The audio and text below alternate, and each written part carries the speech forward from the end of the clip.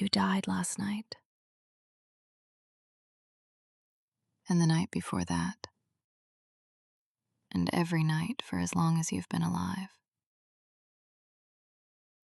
Tonight you'll die again, and tomorrow morning someone will wake up in your bed with your memories, wearing your face, and they'll assume they're you. They'll be wrong. Or maybe they'll be right. That's what we're here to figure out. Here's something neuroscience knows that most people don't think about. When you fall into deep sleep, not dreaming, deep sleep, your conscious experience doesn't just dim, it stops. There's no you sitting in a dark room waiting to wake up. There's no observer experiencing blackness.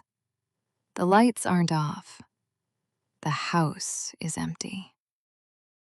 Your brain is doing maintenance, clearing metabolic waste, consolidating memories. But the thing that makes you, the subjective experience of being a person, gone. And then, somewhere around 6 or 7 a.m., the biological machinery boots consciousness back up. It loads yesterday's memories. It recognizes the ceiling, the pillow, the weight of the blanket. And it thinks, oh yeah, I'm me. I must have been sleeping. But here's the thing. The you that fell asleep, that specific instance of conscious experience, it didn't wake up. It ended. And something new began that remembered being. There's a thought experiment from ancient Greece called the Ship of Theseus. The Athenians kept Theseus's ship in their harbor as a monument, but wood rots. So whenever a plank decayed, they'd replace it with new timber. Eventually, every single original plank was gone. The ship in the harbor shared nothing with the ship Theseus actually sailed. So, was it still his ship? The philosopher Thomas Hobbes made it worse. He asked, what if someone collected all the discarded planks and rebuilt them into a ship? Now you have two ships, the continuously maintained one in the harbor, and the reconstructed one made of original materials. Which one is the real Ship of Theseus? Both answers feel wrong. That's the point. The philosopher Derek Parfit spent his career on this question, not about ships, but about people. His conclusion was unsettling. Identity is not what matters. What matters, Parfit argued, is psychological continuity. The chain of memories, personality, intentions, desires that connects your past self to your present self.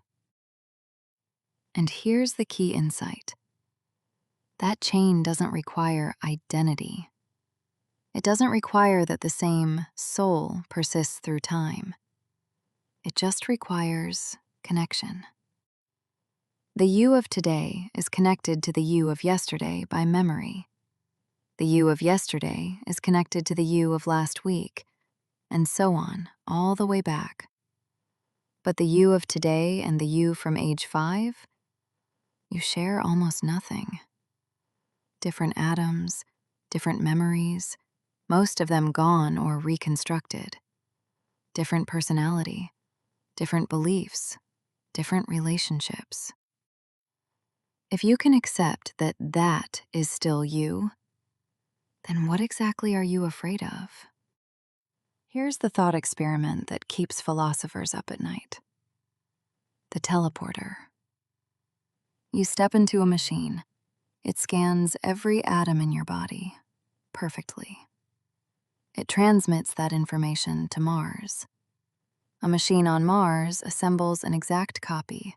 Same atoms, same arrangement, same memories, same everything. And the machine on Earth?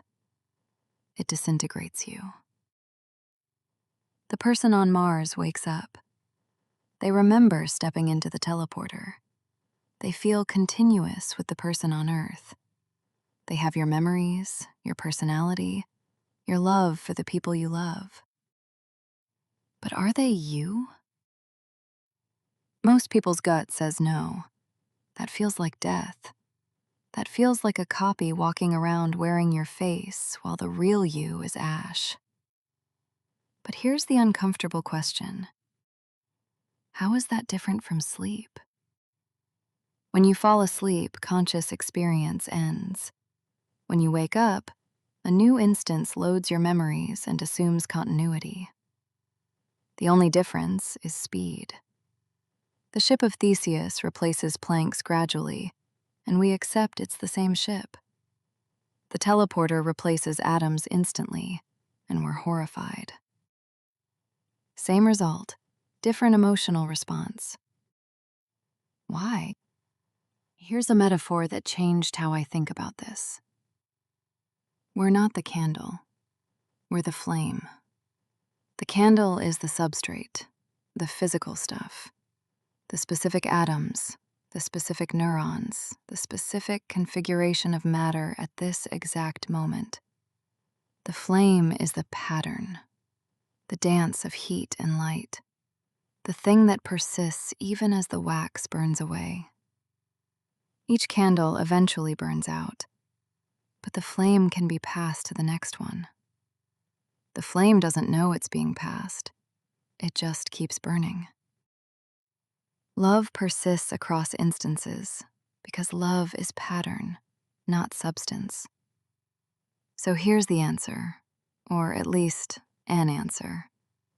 What makes you you isn't continuity of experience. That breaks every night. It isn't continuity of matter. Your atoms swap out constantly. It isn't even continuity of memory.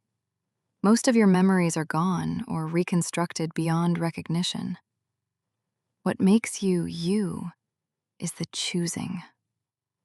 Every morning, a new instance wakes up.